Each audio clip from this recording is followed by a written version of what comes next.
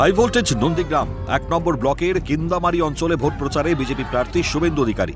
চৈত্রের দাবদাহ উপেক্ষা করেই বেরিয়ে পড়লেন বিজেপির হেভিওয়েট প্রার্থী।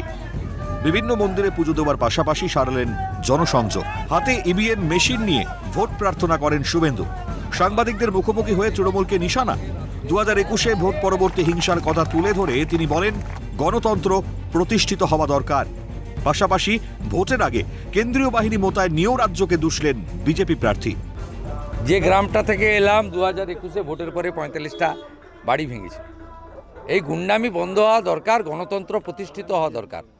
বহুদলীয় গণতান্ত্রিক ব্যবস্থা, সব দল লড়বে, সব দল প্রচার করবে, মানুষ একটা গ্রহণ করবে, অন্যটা বর্জন করবে। কেন বাইরে থেকে কেন্দ্রীয় বাহিনী আনতে হবে, সিআরপি আনতে হবে, কেন এত কিছু করতে হবে? অন্য রাজ্যে তো হয় না। একদিকে বিজেপির জয়ের ব্যাপারে যেমন আশাবাদী, তেমনই তৃণমূলের হার নিয়ে নিশ্চিত শুভেন্দু অধিকারী। হারছে তৃণমূল। প্রদীপ যেমন নেবার আগে দপ করে জ্বলে উঠে, সেই অবস্থা হয়েছে। ভোটের আর মাত্র হাতে গোনা কয়েকটা দিন বাকি, তাই প্রচারের শেষ লগ্নে কোনো খামতি রাখতে চাইছেন না বিজেপি প্রার্থী শুভেন্দু অধিকারী। ব্যালটের প্রভাব কতটা পড়ে এখন সেদিকেই তাকিয়ে রাজনৈতিক মহল।